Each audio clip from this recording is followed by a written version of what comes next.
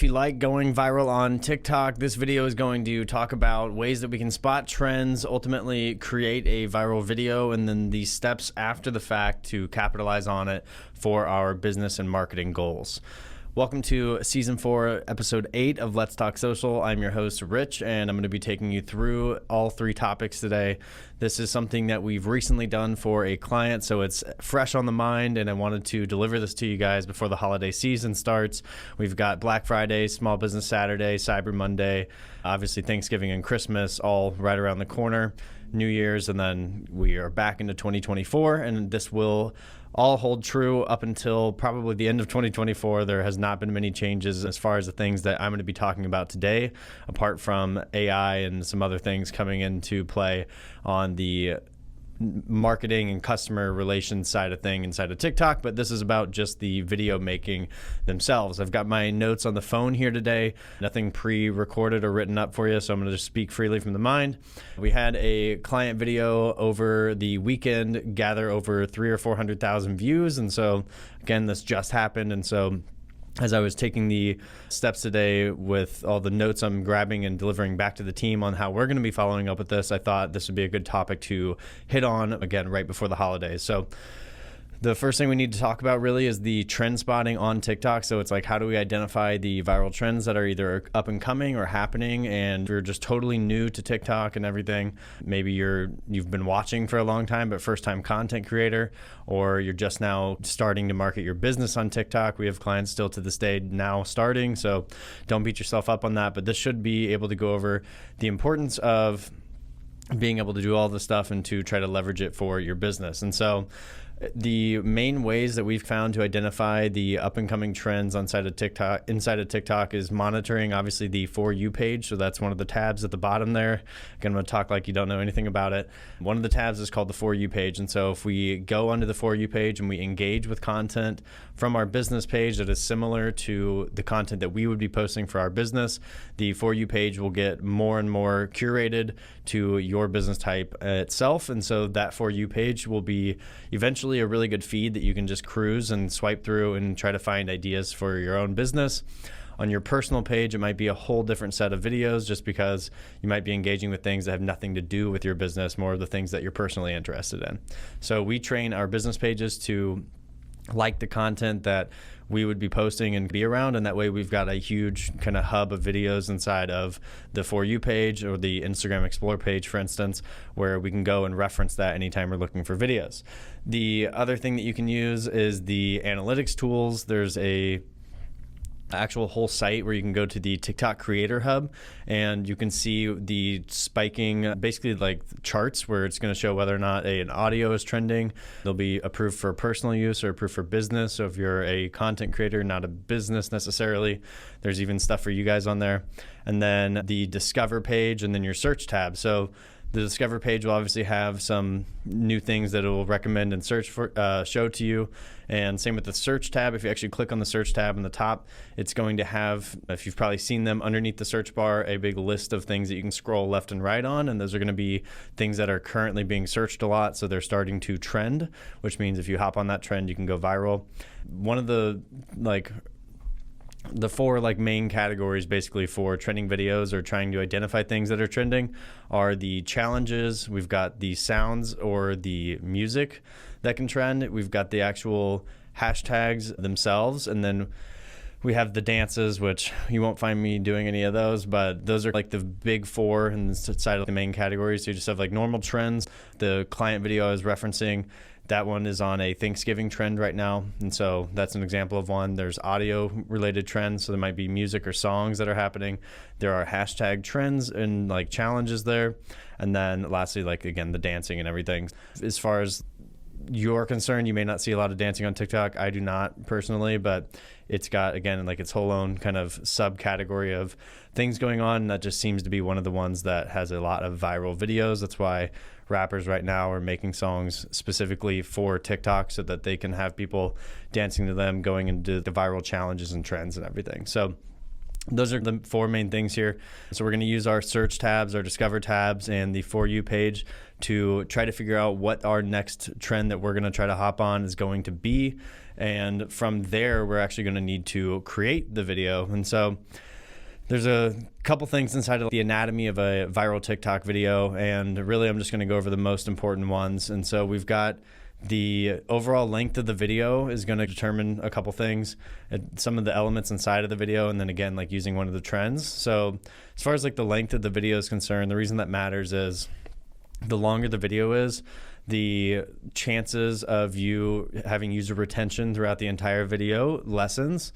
And so if you create like a 5-minute video versus a 1-minute video, people are probably more prone to watching the entire 1-minute video than they are the 5-minute video. Obviously, there's content out there that can perform and do that, but the more watch, the higher percentage of the video that is watched, the better, because that's going to tell TikTok to reserve that out to other people. So you probably have seen all the time on Instagram or TikTok, the like 8-second videos have 800,000 likes on them. And that's because the playthrough typically hits 100% on those.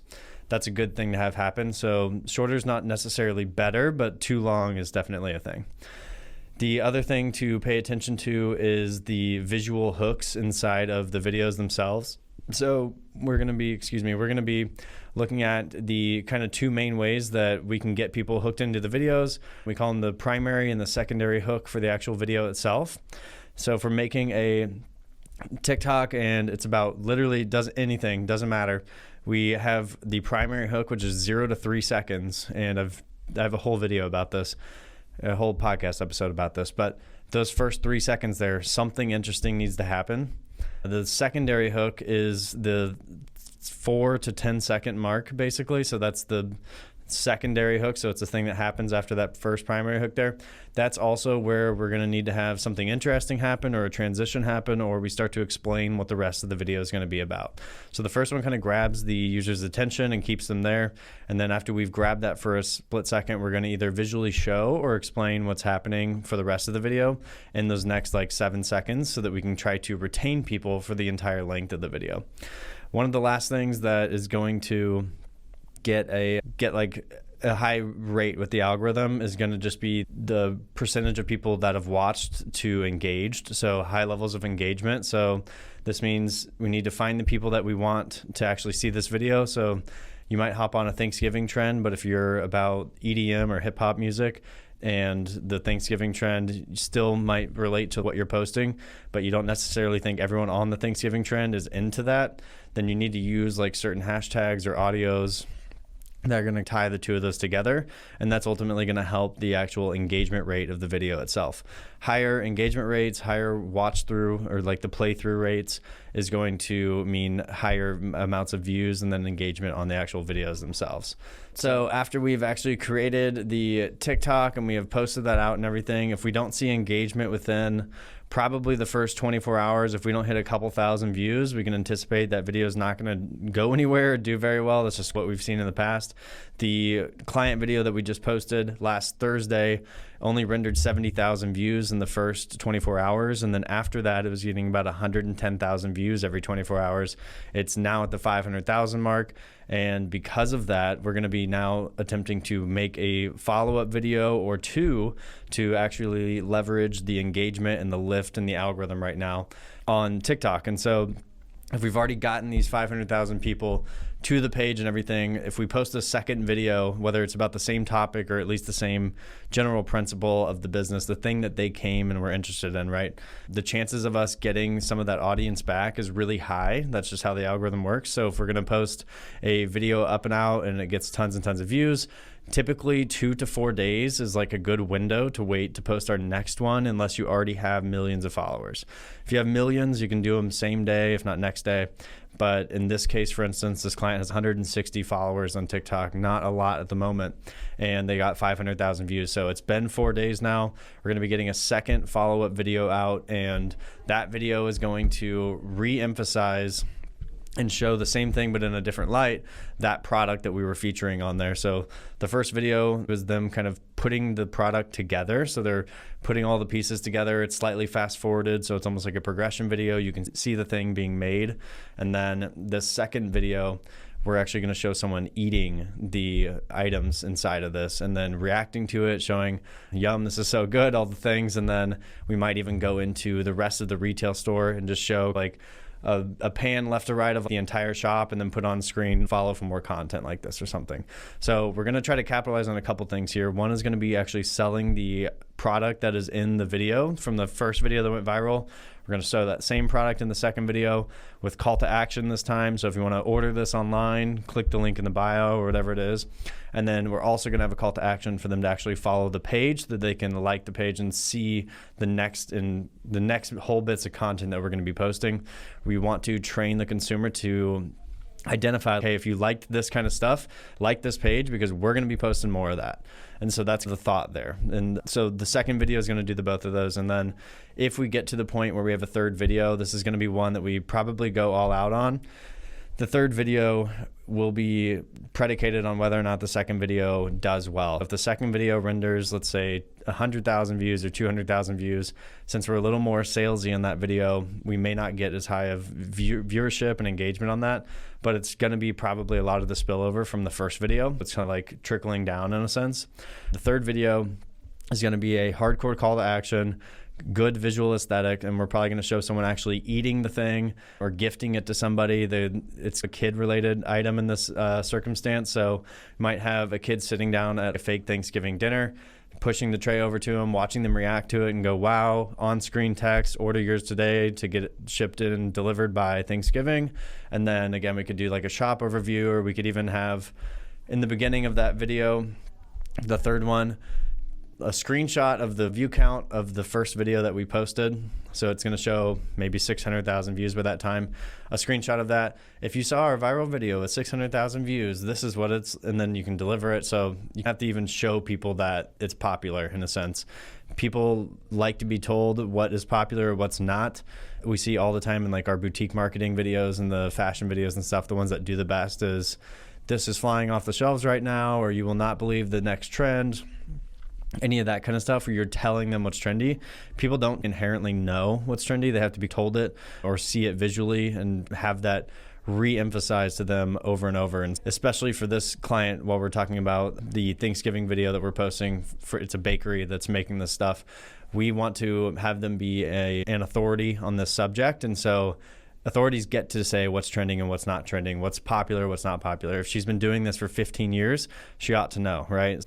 It's okay to take this and be like, our viral, it's called turkey dunkers, the thing in the video. Our viral turkey dunkers are now up for shipping, da, da, da, da, da, da. You can go down the whole thing. So that's going to be our plan of attack here. First, render a lot of videos and views, have a light call to action, either to follow the page or to actually order one, and then show an overview of the business. And then lastly, if that one does well, we're going to have a third video, very call to action-y, all about just buying the product that is viral, trending right now, and something that you must have. And that way we can, again, it might be like a trickle down in terms of viewership and engagement, but I would imagine we're going to have a high amount of actual purchases placed. If not, just at least we're going to grow the following that's on the actual page itself for the stuff coming up. So we've got Christmas around the corner, New Year's Eve, and Valentine's Day is a big one for this bakery as well. So all of these holidays and micro holidays coming up, we're still going to be able to capitalize on well just by gaining more likes and follows to the actual page. So that's the three elements there. As we go into it, the big takeaways from the episode are to identify trends when possible, as early as possible. We're going to make videos that have a great hook in the beginning of them, that are very self-explanatory and some level of visually engaging. Try to use a trending sound or audio if possible. Time it related to your other videos, time the posting of it to where we're not putting them too close together. If we have a small page, we cannot post more than once per day, typically, if you have under a couple thousand followers. And then lastly, if we do have one actually take off and go viral, how to capitalize on that and be able to post follow-up content that will, again, narrow down the people that are watching, but become more and more sales pieces for us to actually leverage the engagement and the action we've been getting here. So if you guys have any more questions about this topic, again, I just brushed over that in 15 minutes, but if you have any more questions about the topic, follow us on Instagram, YouTube, wherever, comment wherever you're watching this or listening to this, and I personally will get back to you, and maybe it's something I can put into the follow-up episodes. We plan to, if all of this goes well and works right, we plan to actually make a follow-up update on this in some format, whether it be on our Instagram or YouTube Shorts, and we'll post like how the progression of this went, if we failed or if we succeeded, the things we learned from that, and what we'll be doing the next time as well. So if you guys like the episode, again, drop a like, subscribe to us on YouTube, and we'll see you in the next one.